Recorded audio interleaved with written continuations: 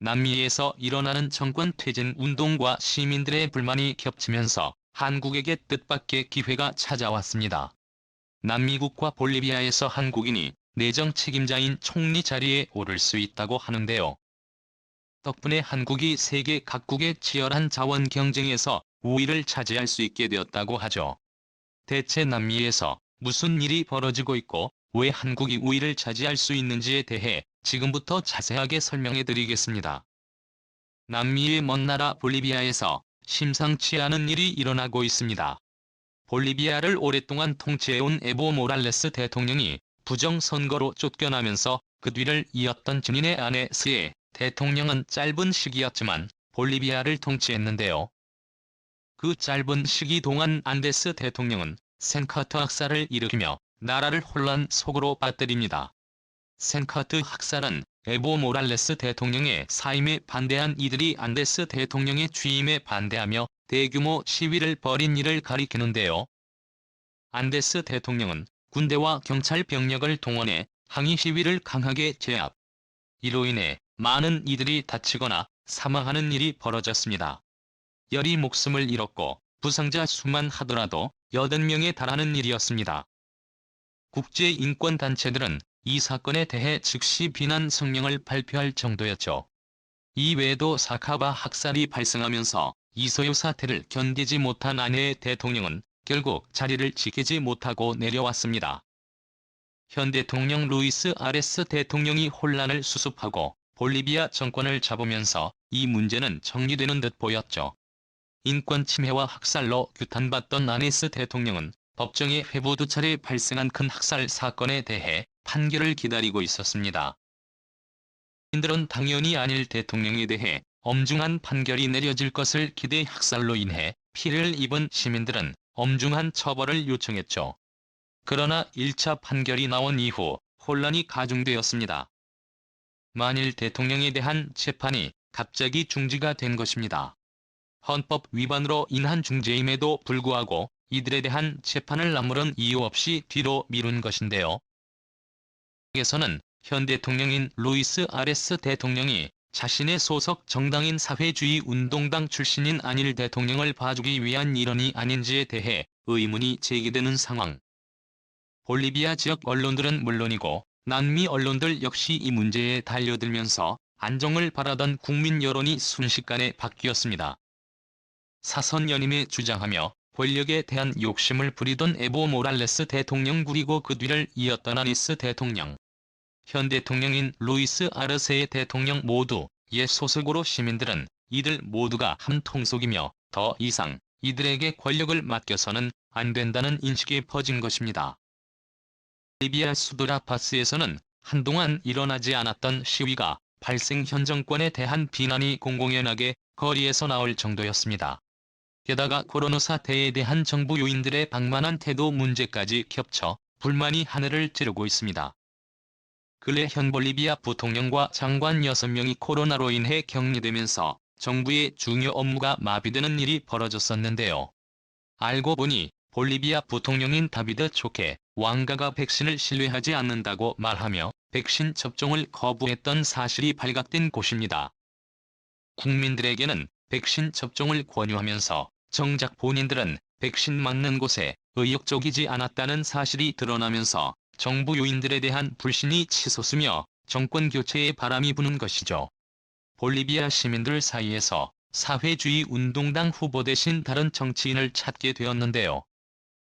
놀랍게도 한국인이 볼리비아인들의 지지를 받게 된 것입니다.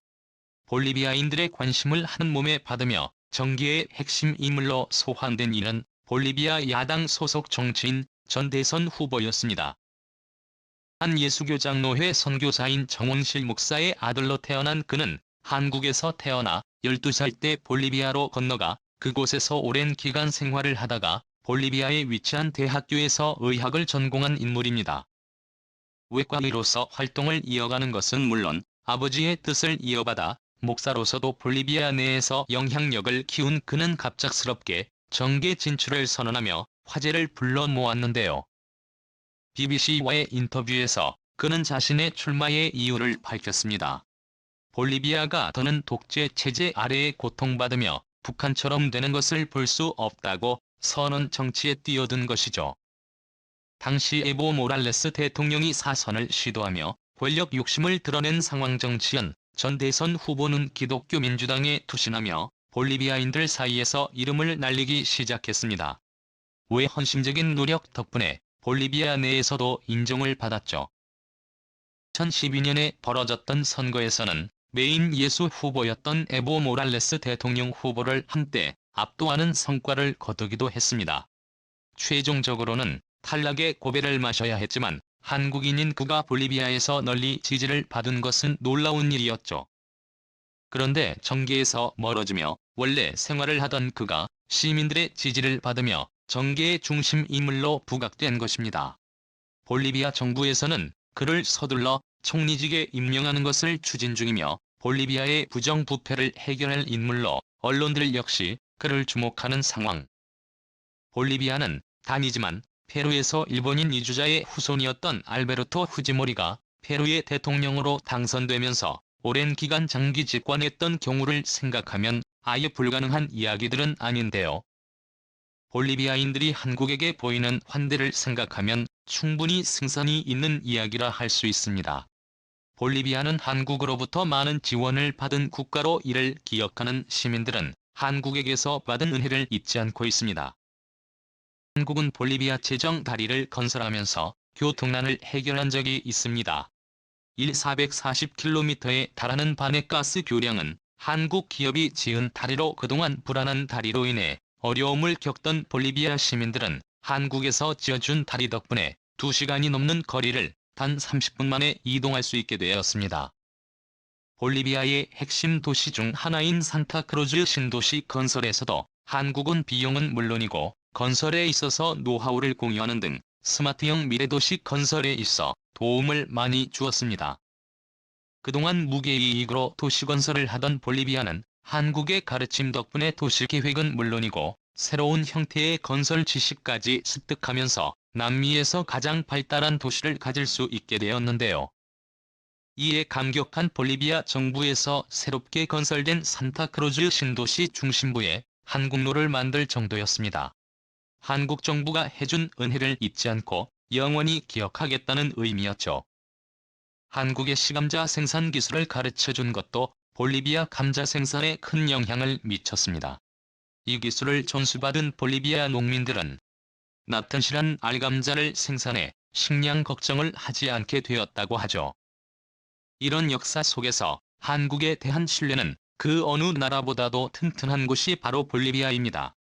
해외 언론들도 정치현 씨에 대한 지지 현상은 오랜 기간 신뢰를 쌓아온 한국인에 대한 믿음 덕분에 가능한 것이라는 분석을 내놓을 정도였죠. 한국의 노보가 정계 물망에 오르내리면서 한국은 뜻하지 않게 큰 이득을 볼 수 있게 되었는데요. 바로 볼리비아에서 치열하게 전개되고 있는 리튬 광산 경쟁에서 한국이 앞서갈 수 있게 된 것입니다. 현재 세계에서 가장 중요한 자원으로 급부상한 리튬은 미래 전기 배터리 제조에 꼭 필요한 자원입니다. 스마트폰과 노트북, 전기차 등 일상생활 속에서 만날 수 있는 제품에서 전기 배터리는 무조건 사용되는 것을 확인할 수 있죠. 문제는 리튬은 세계 어디에서는 채굴할 수 있는 자원이 아니라는 점입니다.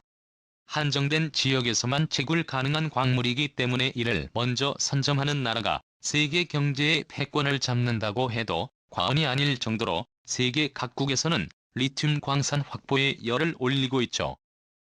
볼리비아는 세계의 여러 리튬 매장지 가운데서 가장 많은 양의 리튬을 결 수 있는 곳으로 알려진 곳입니다.